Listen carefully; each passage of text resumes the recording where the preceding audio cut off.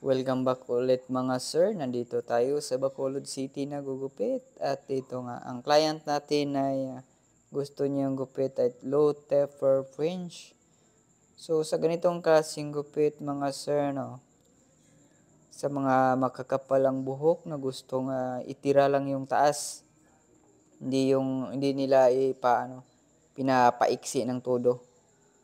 Kasi yung minsan kasi ng client na gusto ay may nakikita sila sa mga social media na babagay sa kanilang laki ng hugis or texture ng buhok.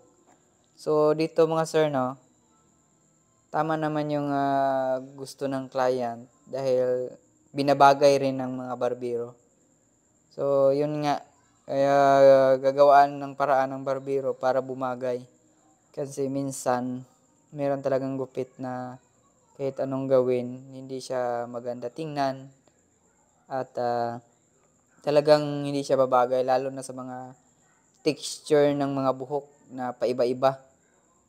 Siyempre makikita sa social media. So siyempre yung i-display doon yung magandang klaseng buhok or texture or shape ng ulo.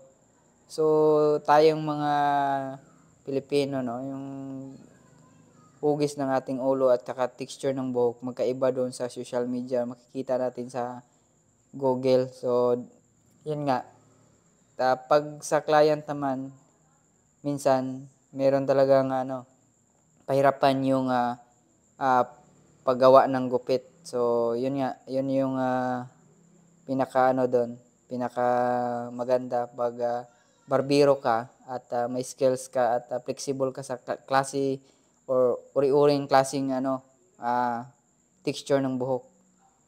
Pag hindi ka magaling gagawa ng paraan, so yun nga, kalalabasan ay hindi maganda.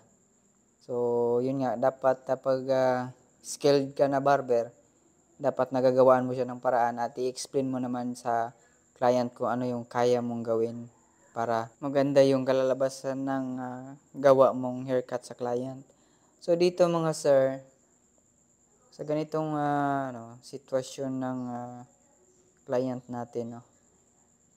So yun nga, makikita mo naman yung texture ng buhok niya. Medyo may mga dark spot yung baga tawag niyan, nag-itim-itim yung buhok niya, ay hindi maganda yung texture sa anit, yung pagkatubo.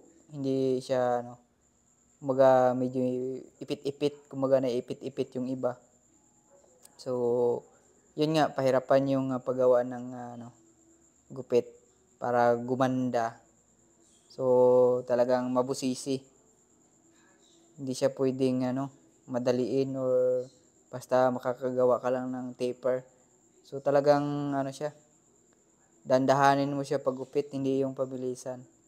So sa nagtatanong, no, yung gupit namin ay may presyo talaga siya, hindi yung sa tabi-tabi lang na pabilisan para magawa namin yung gupit. So dito talagang dinadahan-dahan siya at pinapaganda yung gupit kahit medyo pahirapan yung texture ng buhok minsan. So kadalasan naman ay talagang pag buhok ng Pilipino talaga is nandun lagi yung yung challenging na pagugupit dahil yung texture ng buhok or yung sa anit doon lagi may hindi hindi katulad sa ibang uri ng lahi na maganda yung klase ng texture sa ulo ng mga buhok nila. So yun nga, ito naglagay na tayo ng textured powder para may volume or may texture sa taas. So yun lang mga lods, no, yung gupit niya, no. So yun mga sir. So goods naman sa kanya, ayos na ayos. At kung bago pa lang sa channel ko, huwag mo kalimutan mag-subscribe. Thank